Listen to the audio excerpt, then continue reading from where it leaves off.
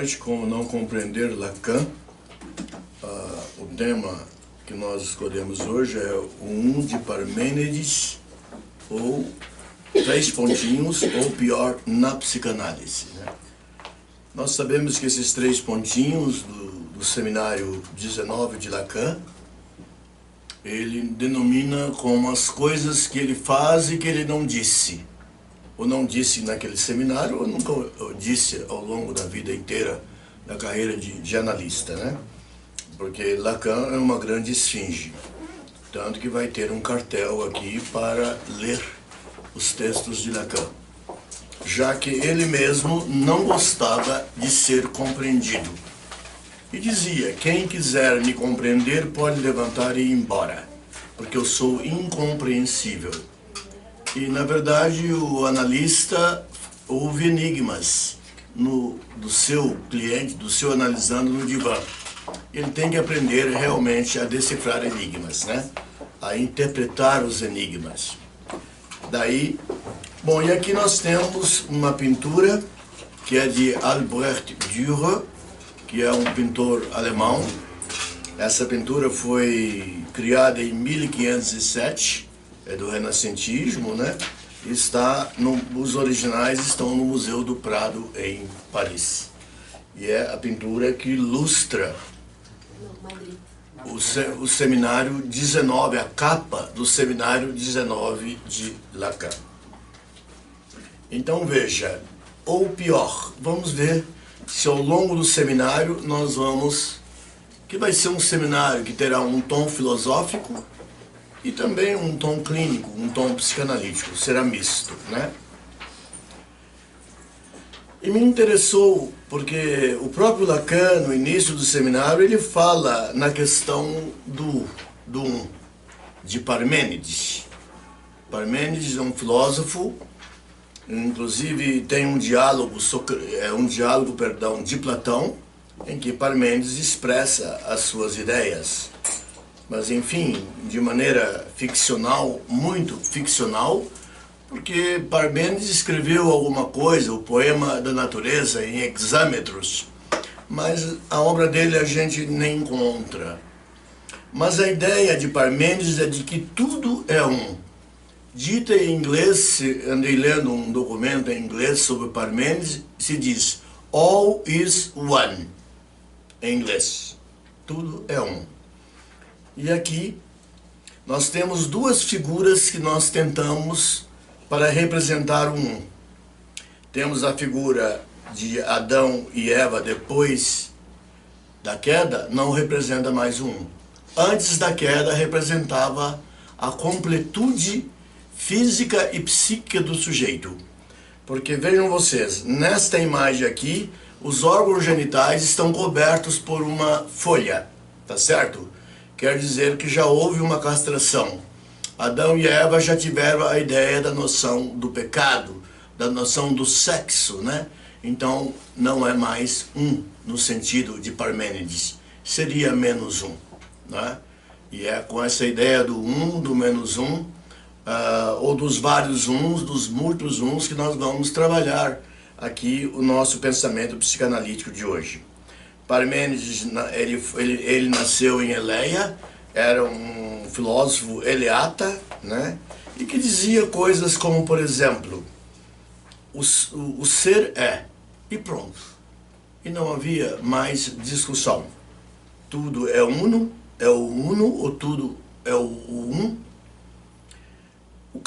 Eu repeti aqui, vou repetir, o casal parental Adão e Eva, antes da queda representava o uno, mas depois da queda, com a castração, que já não se podiam viver nus, né?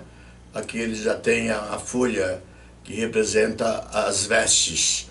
Isso é alguma coisa da história mosaica ou da história do Gênesis, né?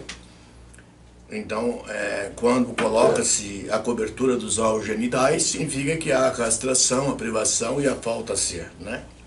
É isso que nós estamos falando. Então, desta situação, vamos dizer, do homem adâmico, ou do homem sem a queda, veio o pior, que foi uma castração, né? O pior em Lacan, é o melhor. Porque o ser da castração, o ser da privação da pulsão sexual, o ser da decepação do excesso de pulsões é o pior, mas que na verdade representa o melhor, né? Para o sujeito humano, para a civilização, no contexto da psicanálise. Aqui temos uma visão do universo, que é a Via Láctea, a galáxia, a chamada Via Láctea, que dá uma ideia de a gente não consegue aqui distinguir distinguir nenhum corpo solar, nenhuma estrela, enfim, a não ser os telescópios conseguem distinguir. Então, ele acreditava que se tratava de o universo uma coisa única. O mal-estar do ser no mundo. O ser no mundo é uma expressão do filósofo alemão Martin Heidegger, né? Que em alemão é Dasein, da quer dizer mundo e sein é ser, ser no mundo. Tem raízes fincadas na civilização mosaica e no Gênesis, né? Lá no Gênesis já estão os princípios da nossa civilização ocidental, que é uma mistura da cultura judaica, arcaica, do Velho Testamento, com a civilização ateniense, a civilização grega. Quando Jesus nasceu, já se falava grego na região da Judéia. Não era o hebraico nem o aramaico a língua comum da elite da Judéia, tá certo?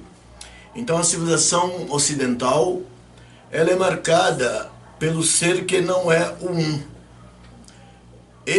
O um é a felicidade suprema e adâmica e pré-castracional. Então o homem seria um se ele não tivesse os limites que a castração lhe impõe, que a decepação do excesso de pulsões sexuais lhe impõe. E se isso não ocorrer, nós teremos graves problemas na estruturação do sujeito. Na archê da pulsão, a palavra grega archê quer dizer origem, né? Na origem da pulsão. Aqui nós colocamos as duas pulsões em alemão, Lebenstrieb. Leben quer dizer vida, Trieb quer dizer pulsão, a pulsão de vida. E Tode quer dizer morte, e Trieb pulsão, pulsão de vida e pulsão de morte. É a dualidade das pulsões sexuais dentro do pensamento freudiano e lacaniano e da psicanálise, né? Então, na origem da pulsão, que é essa archê, caminha a decepação civilizatória dos excessos. Sim.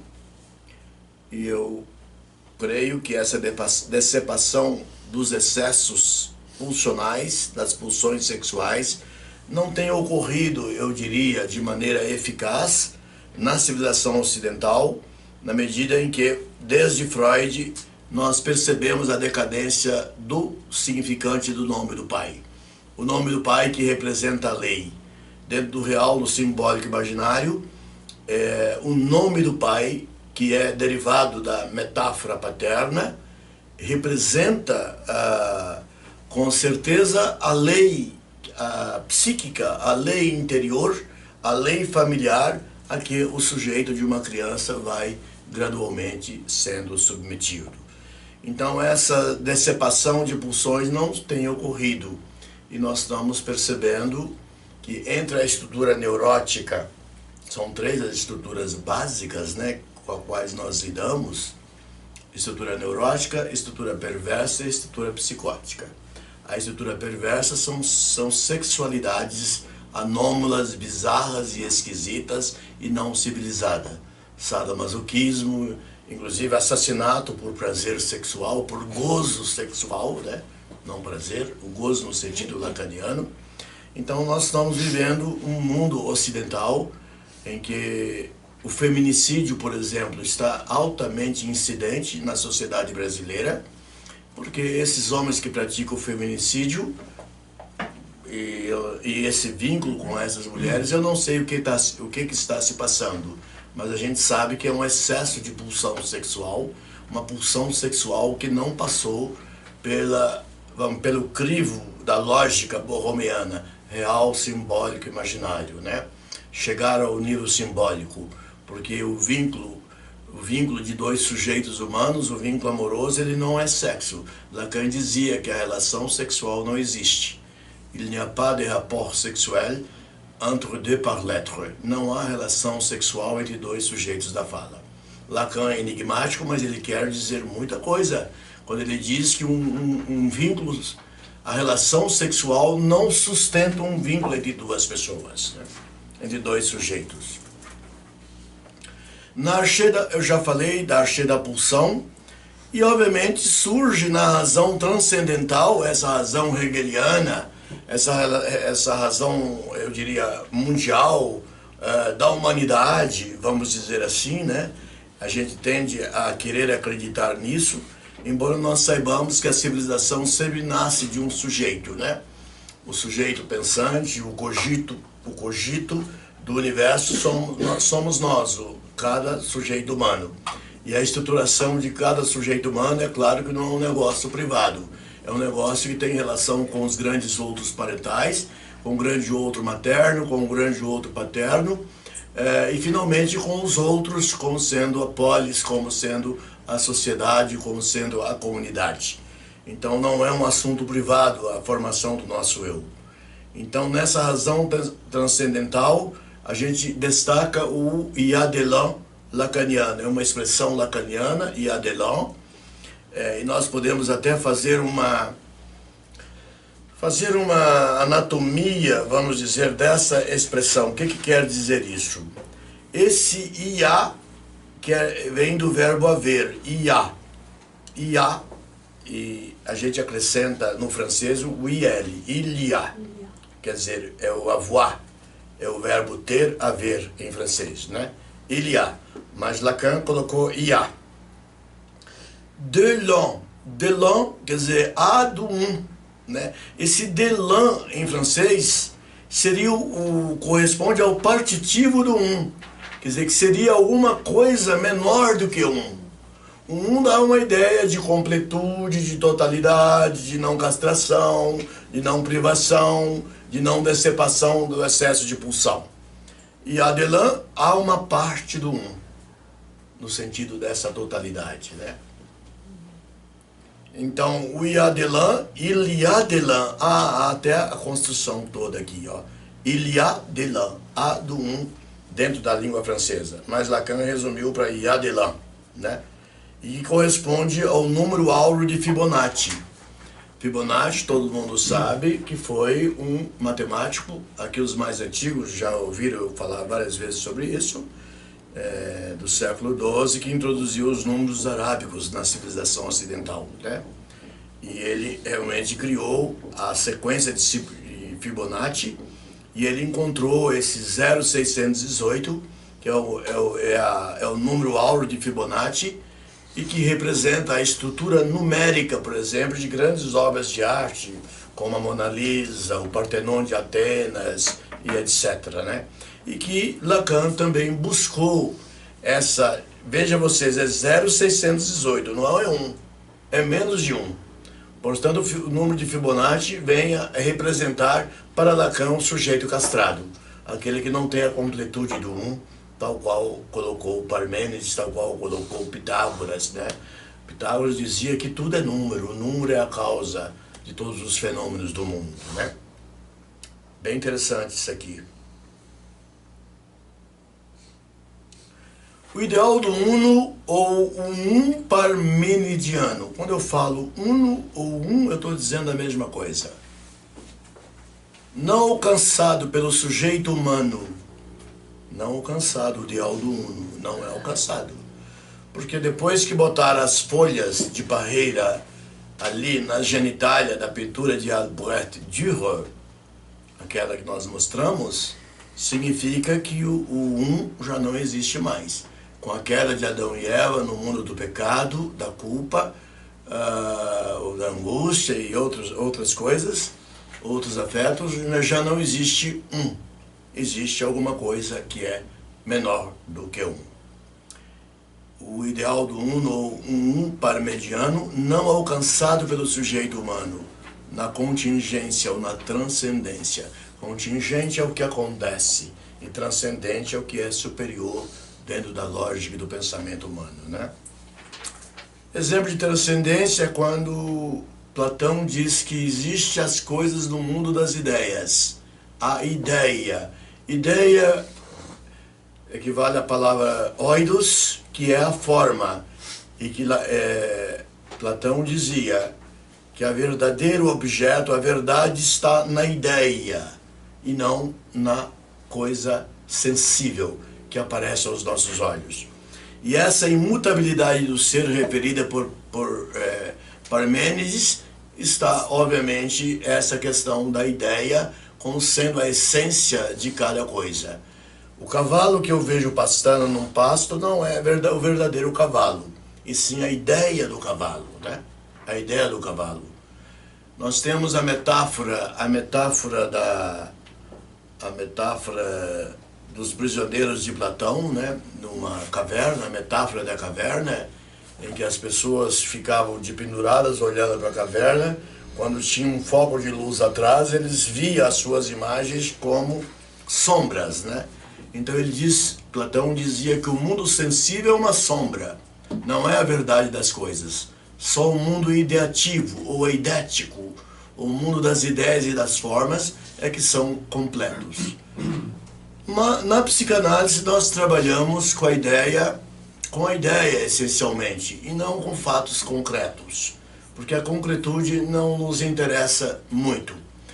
Nos interessa a ideia que surge, vamos dizer, no discurso livre associativo. O ser no mundo da Heine, ou de Heidegger, na analítica existencial heideggeriana, né? Isso está principalmente, isso está na obra Ser e Tempo, a obra Sein und Zeit. Na analítica heideggeriana, o ser no mundo é um grande desapontamento. O ser humano, como o Dasein, como aquele ser que consegue perguntar sobre o Dasein, que pergunta sobre o seu ser, sobre o que ele é, o que ele não é, o que rola ao redor dele, né?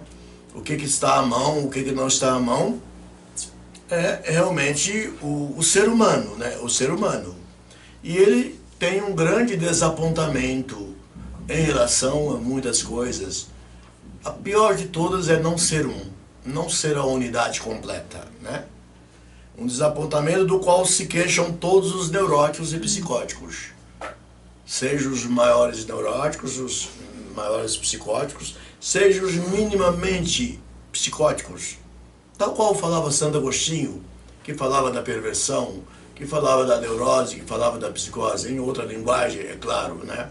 Mas Santo Agostinho foi um dos homens mais inteligentes da humanidade, que criou a teologia formal com base no pensamento filosófico grego, clássico, a filosofia clássica grega, com base também no pensamento do Velho Testamento e com base também no pensamento romano.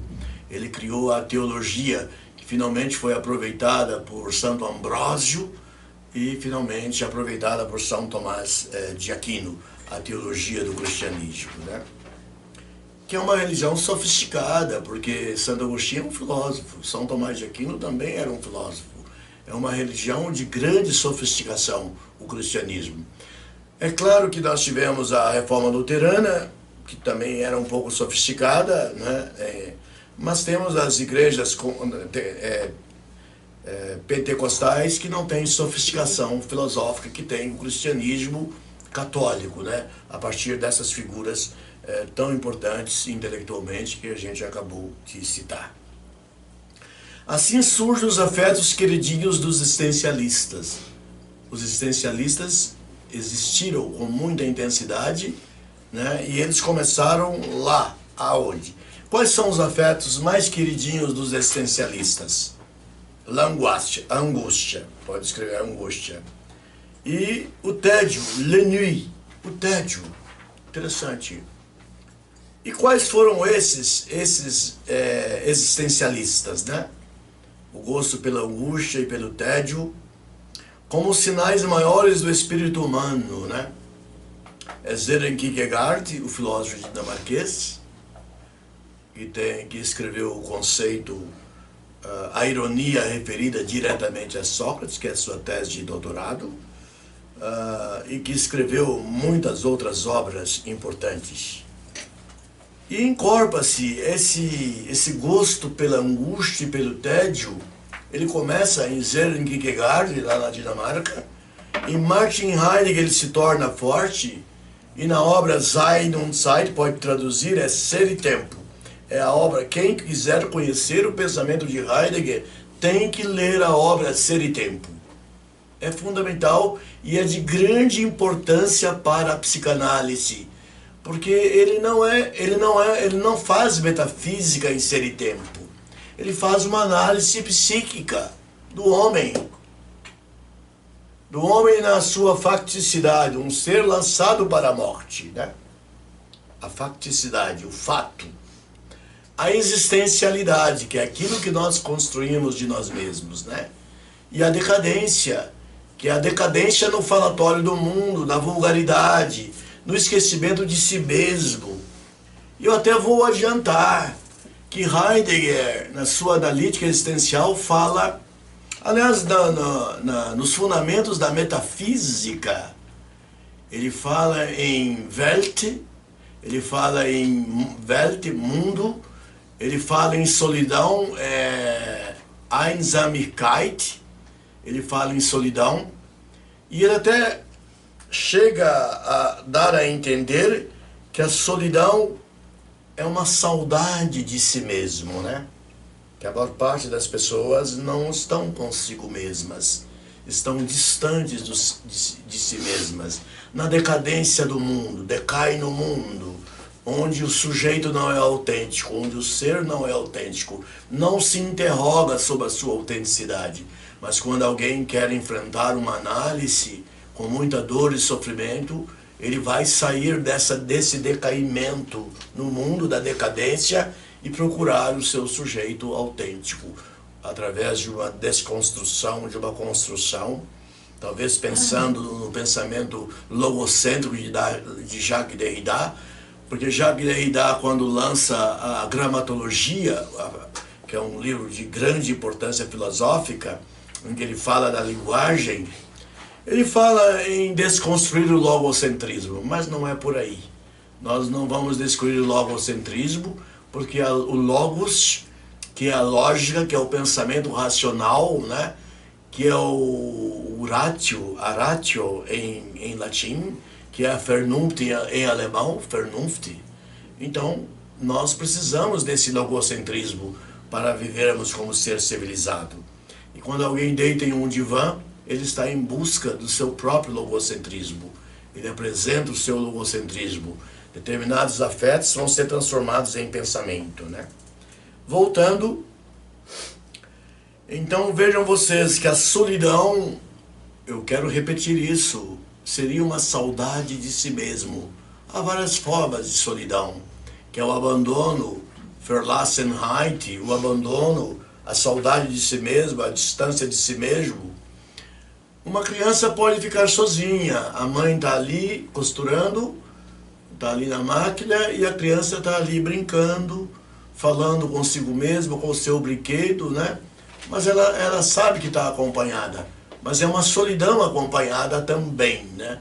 Então essa importância da solidão é muito grande para o pensamento da psicanálise e para o pensamento filosófico, né?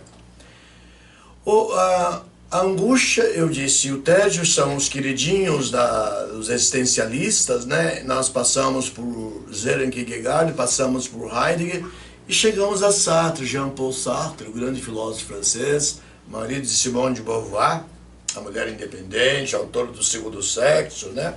O ser e o nada, l'être et le néant. Interessante, eu já disse uma vez isso. O Heidegger, quando pegou a obra, que Heidegger escreveu Ser e Tempo em 1927, ou 28, por aí. E na década de 40, quando ele leu O Ser e o Nada, de Sartre, sabe qual foi o comentário de Heidegger? Ele disse que Sartre havia compreendido o pensamento dele mais do que ele próprio. O Ser e o Nada é, de alguma forma, inspirado no Ser e o Tempo, no Ser e Tempo de Heidegger, né? E os demais existencialistas franceses. Então, o cultivo da angústia e do tédio foi uma moda que realmente graçou por Paris e pela França, né? Realmente nós sabemos que é um país importante para a civilização, mas que sobre o avanço de determinados grupos selvagens, não vou nomear quais são, a França está em risco de decadência e desaparecimento como sendo um núcleo da civilização filosófica, antropológica, literária e etc. Né? Die Tiefe Langeweile. Isso é de Heidegger, essa expressão. O tédio profundo. Die Tiefe Langeweile. O tédio profundo. E os objetos impregnados por Zuhandenheit. Handen quer dizer mão. Handenheit é o ato de objetos estar alcançáveis à mão. Bem interessante. Heidegger sabia filosofar sobre as coisas mais simples do mundo e da vida. Né? Eu acho isso de uma beleza incalculável. Ler Heidegger é como ver uma obra de arte maravilhosa, uma pintura, né? Ou a objetividade disponível para a mão. Eu tenho esse livro aqui, Zuhandenheit. Eu peguei, eu abri, Zuhandenheit, está aqui o espelho plano, o espelho côncavo de um esquema de Lacan. Zuhandenheit. A vivência do tédio. Vamos ver? Isso aqui seria o locus, o grande locus do tédio no pensamento de Heidegger.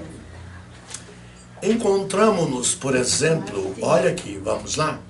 Encontramos-nos, por exemplo, em uma insípida estação perdida de uma ferrovia secundária. O primeiro trem chegará daqui a 4 horas.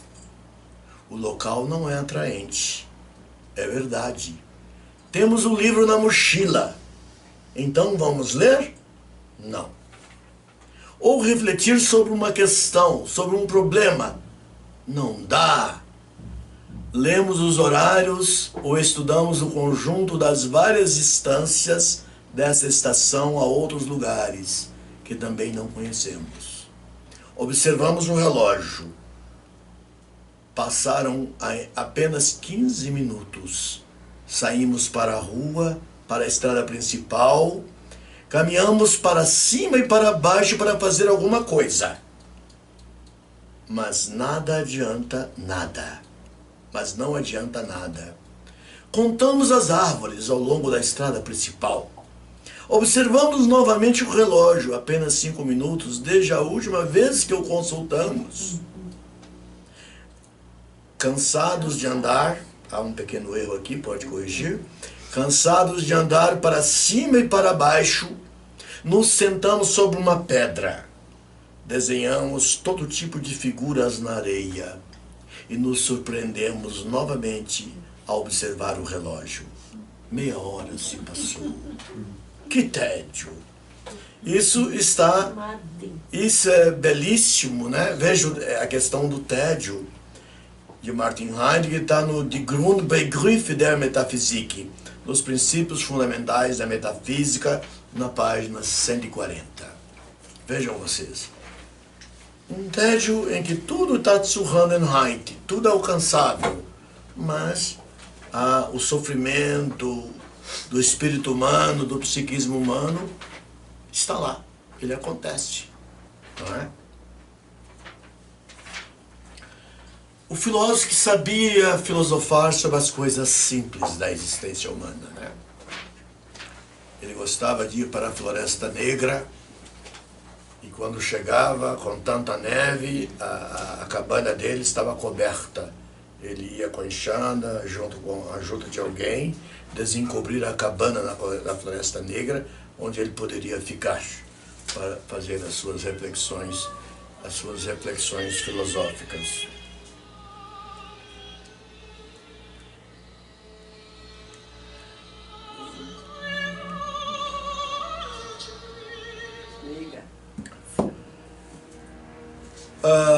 Vejam vocês, análise do tédio no escrito de Heidegger. O filósofo reflete o caráter fragmentário, não é o um, a felicidade do um, e múltiplo, portanto, não uno, do tédio. Assim como seria com a angústia a mesma coisa. No Ser e Tempo, ele gasta 8 páginas descrevendo a angústia, né? Angústia humana, Angst em alemão, né? Angústia. Mergulhado na angústia e no tédio, o desejo parmenidiano de termos a harmonia do um não se processa, porque a angústia é fragmentária. Ela fragmenta o nosso sujeito, o nosso eu. O tédio também é fragmentário. Embora nós estejamos ali com objetos Zuhandenheit, alcançáveis pela mão, estende a mão, eles estão lá, mas eles não nos acalmam, eles não nos devolvem a serenidade do espírito, né? Aí é que, vejam vocês, nós temos que adotar o estoicismo, a posição estoica perante a vida.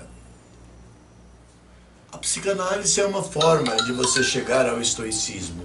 Estoa é uma escola filosófica grega de Zenão, né? Em que ensinava, isso foi depois da queda do Império Alexandrino e da civilização helênica, não era mais o auge de Atenas. Toda a escola filosófica era para ajudar o homem a suportar a dor da existência, né? O estoicismo, o cinismo e outras escolas. O estoicismo era aquela que preparava o homem para suportar o tédio e a angústia. E é o que a psicanálise cria no sujeito humano. Habilidades para lidar com a angústia, habilidades para lidar com o tédio, habilidades para lidar com esta incompletude que nós temos de não ser um harmônico e integral. A ideia do ser em Platão como a estética do um, ou o sujeito na psicanálise. O ser quer ser uno, mas não pode. Nós não damos conta, não é possível sermos uno. O um é uma integralidade, é uma totalidade que nós não temos. Se somos castrados, nós não temos essa integralidade. Se um bocado das nossas pulsões foram retiradas, nós não temos essa integralidade, né? O ser quer ser uno, mas não pode. Freud fragmenta o ser, né? Freud fragmenta. Ele diz não, ele passa uma linha, diz que é a linha do recalque, e diz que acima está o consciente e o pré-consciente, acima da linha, né? E abaixo ele põe o inconsciente. CS, consciente. PCS, pré-consciente. Está acima da linha do recalque. Da linha do esquecimento, né? Do esquecimento pelo inconsciente. E abaixo está o inconsciente. Isso é o primeiro aparelho psíquico criado por Freud, dividindo o homem, né? E o segundo é que surgiu com a obra O Eu e o Vício, e Além do Princípio do Prazer, né? Surgiu na década de 20, 1920, 21. É o eu, o ideal do eu, o super-eu e o isso, né? Que alguns costumam chamar de o ego, o ideal do ego, o superego e o id, uma nomenclatura latina, mas que nós, lacanianos, preferimos utilizar a simplicidade de Freud, porque Freud utilizou os termos mais simples da língua alemã para denominar os seus conceitos. Não é necessário o latim, não é? Como que ele chamou de eu, o ich, das ich, né? Como é o super-eu em alemão? Das Iberich, o super-eu, né? Iberich, das es, o isso, né? Ele usou um pronome simples, na terceira pessoa, o neutro, né? para representar o isso. Então Freud, ele divide o sujeito humano na sua primeira tópica e na sua segunda tópica. O fato de não ser um é causa de infelicidade, sim, e sofrimento. E qual a saída para esse imbróglio, né? Nós temos que ter nós gostaríamos de ser um, de ter uma sensação de unidade, de harmonia interior. Todos nós gostaríamos de ter. Para ter mais isso, a gente vai, deita no divã do analista, tem coragem, toma coragem, enfrenta, né? O próprio Lacan dizia que é um tolo quem faz uma análise, né? Que vai realmente enfrentar os seus monstros pessoais, né? Os seus monstros pessoais que estão ligados ao mundo dos outros, do grande outro, da metáfora materna, da metáfora paterna, enfim, especialmente dessas duas metáforas, desses dois grandes outros, né? Quando não tem a metáfora paterna, pior ainda, né? Porque não vai surgir o significado do nome do pai, a grande lei simbólica do homem, né? E a civilização está desmoronando, a civilização ocidental, por uma queda do significante do nome do pai, da lei simbólica, né? E isso está gerando muita infelicidade, né? E qual a saída? Se nós somos divididos, será que não tem um meio de contemporizar, de diminuir o mal-estar desse sintoma? Freud até fala no mal-estar na civilização, que está na questão da decepação das pulsões, porque o excesso não pode persistir, o excesso de pulsão sexual não pode subsistir, porque o sexo é selvagem, ele precisa passar pelo processo do real, do imaginário e do simbólico, né? Aí vem a questão do falo, né? O falo com Φ minúsculo é o falo imaginário, falo como significante do desejo, e o falo com Φ maiúsculo, que é o significante, que é o falo simbólico, né? Que é aquele que representa a lei do ponto de vista da castração, né? Do ponto de vista da decepação do excesso de pulsão sexual, né? O ser humano com excesso de pulsão. Como sair disso, dessa divisão, dessa inexistência da unidade, da harmonia cósmica do eu? Como sair disso? Será que tem uma saída? Freud criou uma saída. Freud, como gênio criador da psicanálise, ele analisava o caso Dora. E Dora dizia, quando tossia, ela dizia, essa tosse é a tosse do meu pai. E isso fazia Dora se sentir una e identificar-se ao pai. E Freud deu um nome a isso. Ele criou o conceito que ele chamou em alemão de Einzige Zug. Ein quer dizer um, né? Einzige, traço unário. E que Lacan veio chamar de trait uneur, traço unário. O traço unário em língua portuguesa. Então sempre nós vamos ter alguma coisa, algum significante que vai nos dar a sensação de ser unos, de ser harmônicos no mundo, né? Será que Heidegger, com aquela descrição dele do tédio, ele poderia ter superado aquele tédio terrível durante um certo tempo?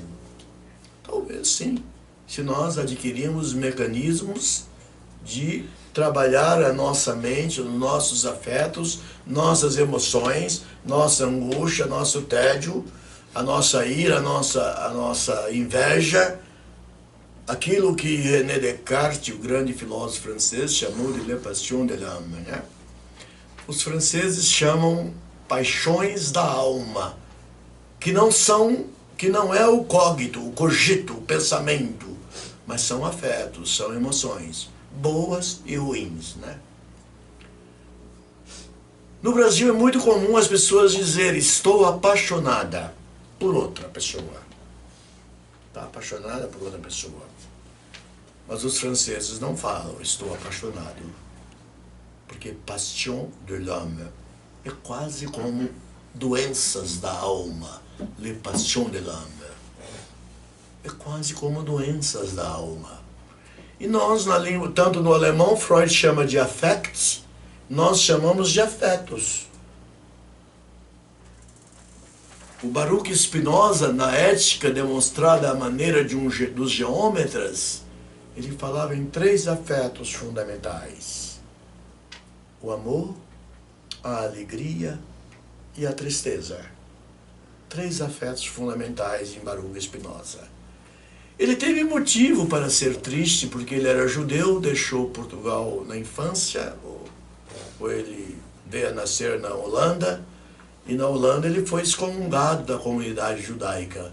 Além de ser perseguido pelos cristãos, ele foi perseguido pela comunidade judaica. Então o afeto triste foi uma coisa muito importante para a vida de Baruch Spinoza, né? Ele dizia, e ele já sabia que esse afeto triste, se ele for exagerado, se ele for aumentado, nós temos a melancolia, a melancolia, ou a depressão, ou a tristeza extrema, que hoje no mundo contemporâneo, a psiquiatria, e até muitos psicanalistas trabalham com a palavra depressão, né? Existe depressão medular, depressão aqui e acolá, em várias orlas do organismo humano, mas a depressão adquiriu um significado à parte, né? Depressão psíquica, né? Que é o equivalente à melancolia. Então, a tristeza exagerada leva à depressão. A alegria exagerada leva à mania, à loucura maníaca. E a depressão, ora melancolia, ora mania, nós temos o transtorno bipolar. A psicose bipolar, né? E o amor também, quando exagerado, ele se torna algo da esfera passional e patológica, né? Freud costumava dizer que todas as estruturas patológicas que nós temos, como a estrutura a neurose, a perversão e a psicose, nós temos pequenas partículas de todas essas estruturas que exageradas vão dar origem a estas patologias que nós citamos, como neurose, como perversão, que é a sexualidade perturbada, né? Perigosa, em conflito com a lei até, e finalmente a psicose, que é a loucura, né? Então, essas estruturas não são distantes do sujeito humano. Todos nós temos pequenas moléculas dela. Elas, em dado momento, podem se desenvolver e formar estruturas sintomáticas, né? Aquilo que nós chamamos de symptôme, S-I-N-T-H-O-M-E, o symptôme, né? A estrutura, né? Enfim, e tem o sintoma, né? Aliás, pessoas que tiveram a foraclusão do nome do pai, não tiveram uma figura paterna, e a mãe não foi capaz, ou a outra figura parental, não foi capaz de substituir aquela figura paterna, nós vamos ter problemas. É possível ter problemas na estruturação do sujeito, né? Com certeza. E nós temos hoje no Brasil, parece que a metade dos lares brasileiros, nós temos mães em que não há pais em jogo, né? Até que ponto isso vai contribuir para melhorar a civilização?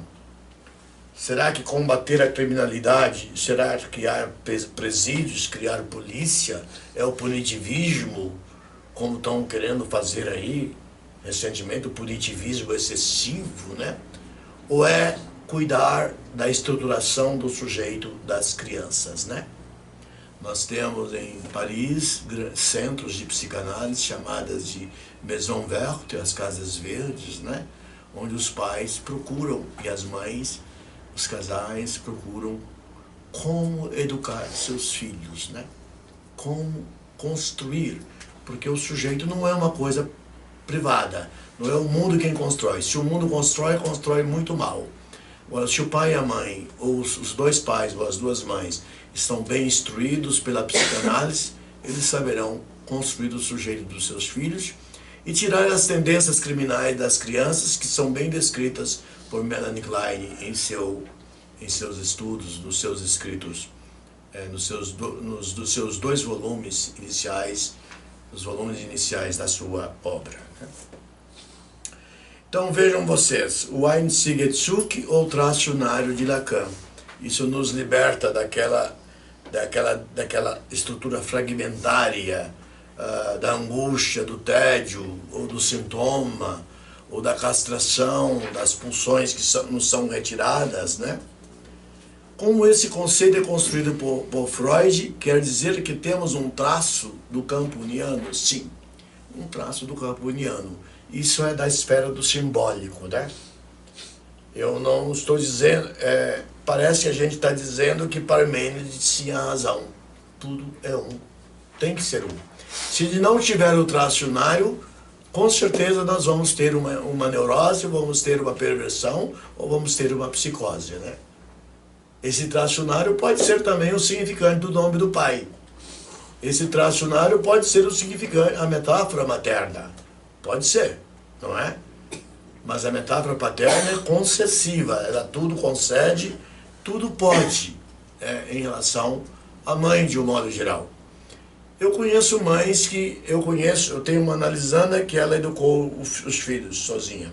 A partir de uma certa idade, ela não teve mais um marido, mas ela foi bastante autoritária, mais do que se fosse o marido.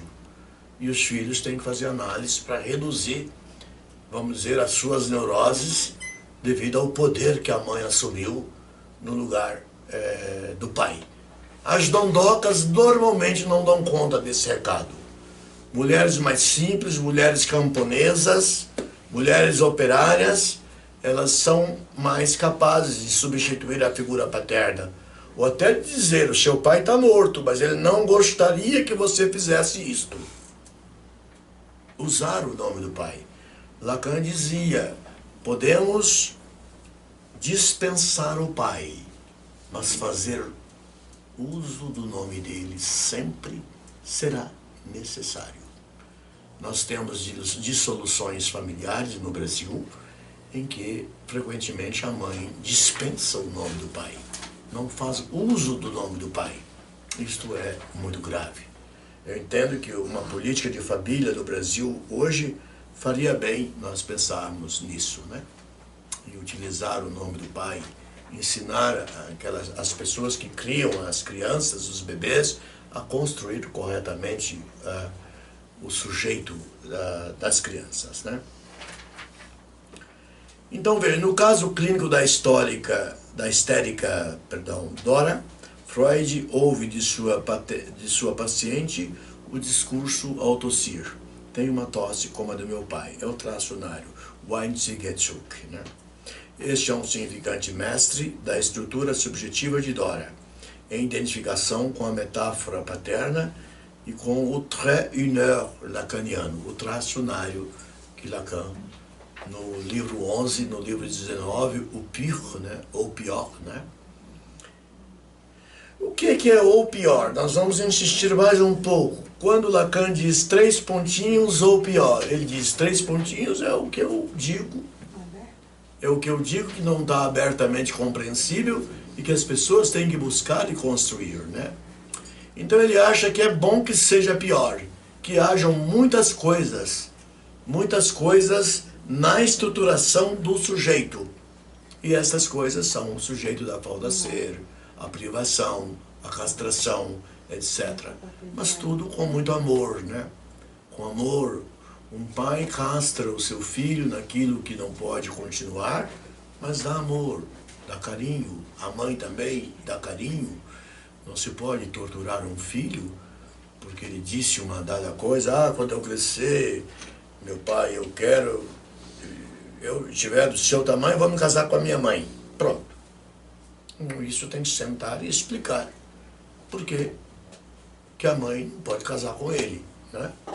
Isso aí é Édipo puro, né? E esse Édipo, ele tem que perceber que o pai ou a outra mãe é uma rivalidade, é uma pessoa que ama aquela mulher. Que ama aquela mulher. Se estabelece uma rivalidade e o complexo de Édipo está estruturado em todos os seus movimentos, né? E rolará a castração, explicando ao menino que a mãe é a namorada do pai e que, obviamente, quando ele crescer, ele terá uma outra namorada. Ele não pode namorar a mãe, isso é impossível. A moral, a ética, os princípios do mundo não permitem isso, né? Pelo menos na nossa civilização, isso não é permitido.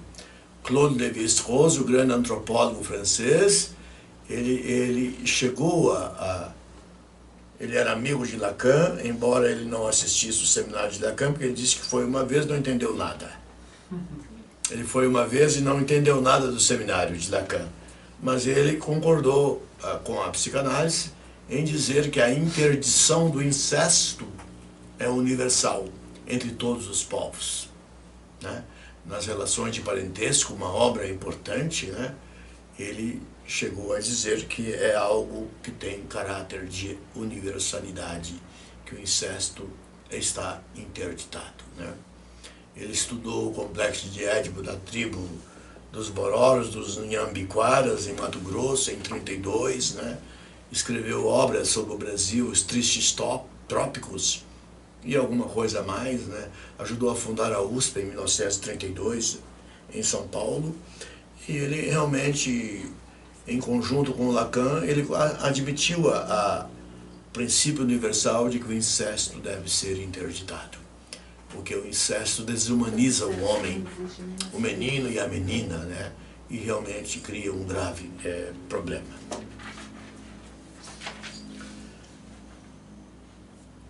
A estrutura afetiva e racional. Affectus e ratio. Affectus, olha, vejam vocês. A palavra affectus se refere às emoções. Tem afetos bons, afetos ruins. A ira é um mau afeto, não é isto? A inveja é um mau afeto. A alegria é um bom afeto. A tristeza rotineira, que por um momento ela aparece e depois ela vai, é também um bom afeto, né? Agora, a ratio é a razão, em latim, né? Ratio. Então, a estrutura afetiva e racional, nós botamos aqui afeto e ratio, do ato analítico. Então, qual o objetivo do ato analítico, do analisando e do seu psicanalista ali no divã? A redução clínica da tríade angústia, que os franceses chamam de l'angoisse, né? Je suis trop angoissé aujourd'hui. Bom, eu estou muito angustiado hoje. O tédio, l'ennui. Mon ami est ennuyeux. Ele tá entediado. O tédio. Aquele que nós mostramos de Martin Heidegger nos fundamentos da metafísica, né?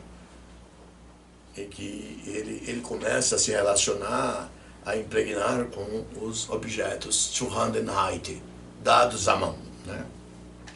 E a culpa, que é grave, la faute. Pode ser culpabilité, também poderia ser, dependendo do contexto, né? Recebi uma demanda de análise certa feita, há muitos anos, de uma mulher que teve um marido, por motivos financeiros. Depois que ela realizou todos os objetivos da vida dela, ela o deixou, arrumou um segundo marido e naquele momento ela estava com um amante. Estava com 2. Perguntei, mas por que você quer fazer análise? Porque minhas colegas e meus amigos acham que eu preciso de um analista porque eu falo o tempo todo de minha vida para eles. E eu disse, vous avez la faute? Você tem a culpa por estar com um marido e uma amante ao mesmo tempo? Ela disse, não, doutor, está tudo bem. Donc, j'ai eu de conclusion. para análise. Então eu concluí que não era necessário uma análise, porque ela não tinha angústia, não tinha culpa, não tinha sofrimento, né? Os amigos e a filha dela não queriam ficar escutando as mesmas histórias o tempo todo, né? Repetitivas, né? Vai para o analista, vai para o analista. Mas ela não sentia necessidade. Então não seria possível essa análise, né? Vai encher a paciência dos amigos, né? E vai continuar enchendo a paciência dos amigos com as suas histórias, né?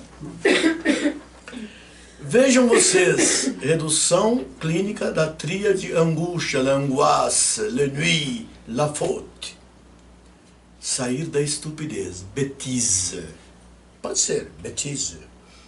Lacan utiliza a palavra bêtise, né? A estupidez analítica do falatório do mundo.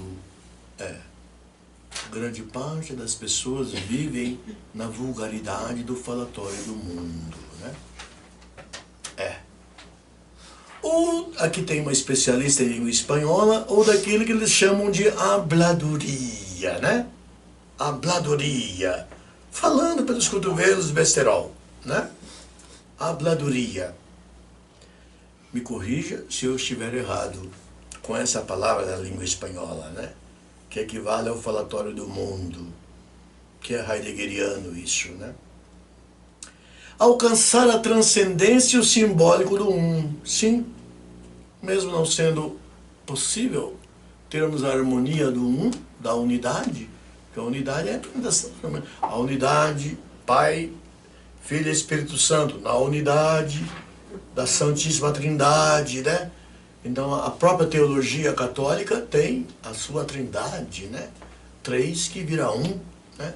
Porque para ser divino tem que ser uno, né? Tem que ser uno para ter divinidade, né? Então alcançar a transcendência e o simbólico do através do trait uneur, do traço unário ou do Einzigerzugi freudiano.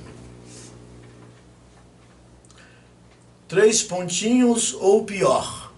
É o nome do seminário, de um dos seminários, do seminário no qual eu estou me inspirando as minhas falas. Embora eu não venha a repetir o que está no seminário, porque se eu repetir, eu vou até apresentar um texto de Lacan aqui, original, mas se eu ficar repetindo o texto de Lacan, os conselhos de Lacan, eu realmente vou enlouquecer o meu público. E até criou-se um seminário, criou-se um cartel, né? Cartel Arp Lacan, onde vai se ler Lacan uma vez por mês. É o seminário 3, Les Formations de l'Inconscient, as formações do inconsciente, né? Então, 3 pontinhos é o que Lacan não disse, o que Lacan quis dizer, o que Lacan escondeu, o que Lacan não teve tempo de dizer, enfim, né? Pior, sim, pior é bom. Pior é quando castra, quando priva, quando tira o excesso de pulsão, quando você previne uma perversão, previne uma psicose. Pior é quando você põe o nome do pai lá, né? Enfim. A essência do fazer enigmático de Lacan são reticências. Reticências. O pio. 3 pontinhos, ou pior. Aqueles significantes necessários para a construção de um sujeito da civilização. O lugar vazio do analista. Aliás, o analista é um lugar vazio, né? Pronto para receber os significantes do seu analisando, né? Ele é vazio, mas é um ser pensante. O inconsciente dele está atuando. O consciente dele está atuando. O cogito dele, o cogito dele está atuando, né? Agora, se ele senta na poltrona, o analisando no divã, e ele está cheio de coisas, ele não gerará espaço para o seu analisando. Porque a metade do trabalho analítico é esse discurso, essa escuta flutuante, né? O Édipo, agora, o Édipo como o pior. 3 pontinhos, o pior. 3 no lugar de 2, 2 no lugar de 1. Complexo de Édipo, ele chama de triangulação, a santíssima trindade da psicanálise, né? Aquilo que acaba virando um, né? Castrar, privar, faltar o sujeito de algo, né? Mas ter o nome do Pai como grande luz simbólica. Ter o nome do Pai como grande luz simbólica. Isso é fundamental para que o sujeito não se torne escravo de suas pulsões sexuais. O que nós estamos vendo na sociedade brasileira, fenômenos estranhos têm acontecido, né? Fenômenos estranhos têm acontecido em relação à questão das pulsões sexuais.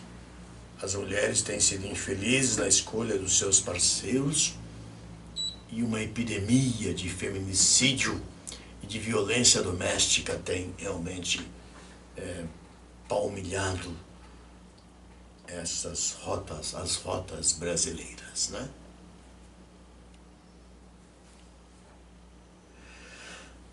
O uniano como campo inalcançável, ou alcançável, por que não? Mas é uma ilusão. Uma ilusão. É o tracionário de Lacan. É o Einzigertzug de Freud. A rede de significantes capitaneada pelo significante mestre. Na lógica borromeana, o real, simbólico, imaginário, sigma, né? Nós já falamos aqui dessa lógica borromeana, né? Que a gente vai sempre lembrando determinados conceitos capitais que são importantes para compreender o sujeito humano, né? Os uns, aqui são vários uns, e múltiplos uns, sintetizados no um pelo Iadelon, aquele conceito de Lacan, Iadelon, que nós, inclusive, fizemos um estudo linguístico, semântico, né, dessa expressão Iadelon, que seria a do um, né? Fizemos uma interpretação e produz sempre algo menor do que um, né? E esse algo menor do que um, nós preferimos chamar de número áureo de Fibonacci, né? Que Lacan lança no seu seminário, o número áureo de Fibonacci, e ele diz que os cálculos das grandes obras de arte do mundo, mesmo de objetos da natureza, a Mona Lisa, o Partenon de Atenas e objetos da natureza, tem esse número áureo de Fibonacci. E o sujeito humano, na sua sanidade, no seu equilíbrio, ele tem o número áureo de Fibonacci, que é produzido pela série de Fibonacci. Lacan fala, vamos ver aqui o que fala Lacan. A pretexto de o corpo, evidentemente, ser uma das formas do um, o corpo, uma das formas do um, de se manter unido e ser salvo acidente, um indivíduo, o um é promovido por Freud. É o que nós falamos, do Einzigertzug freudiano. Isso põe em questão a díade de Eros e Thanatos, formulada por ele. Díade, quer dizer, essa dualidade da pulsão de vida, Eros, e da pulsão de Thanatos, morte. Eros, deus do amor, na civilização grega, Thanatos, o deus da morte, né? Então, repetindo, o um é promovido por Freud. Isso põe em questão a díade de Eros e Thanatos, formulada por ele. É extraordinário que os doutos façam chacota do Parmênides, enquanto o banquete de Platão é levado a sério, como representando seja o que for que diga respeito ao amor. Alguns talvez ainda não se lembram de que me servi dele, do banquete de Platão, onde se falava do Erasta e do Herômeno, do amor de Sócrates por Alcibíades e vice-versa, né? Sócrates como o mestre, o Erasta, e Alcibíades como erômeno, né? No banquete de Platão se fala do amor, mas sempre do amor do mestre por um discípulo. Um amor homoerótico, né? Mas que não tinha essa denominação na época. Já que homoerótico, homossexual, heterossexual, posso dizer, é uma criação, é uma classificação do homem de acordo com seu gênio, seu desejo, pela psiquiatria alemã do século XIX. Até o século XVIII, nós não tínhamos essas palavras homossexual, heterossexual. Isso não existia. Isso foi criado pelos alemães, não é? Então, é extraordinário que os doutos façam chacota do Parmênides, enquanto o banquete de Platão é levado a sério, como representando seja o que for que diga respeito ao amor. Eu acabei de dizer. É no seminário A Transferência que Lacan falou 6 meses sobre o banquete de Platão e a sua interpretação psicanalítica. Já recomendei o banquete de Platão para muita gente. Alguns talvez ainda se lembrem de que me servi dele em um dado ano, no seminário A Transferência.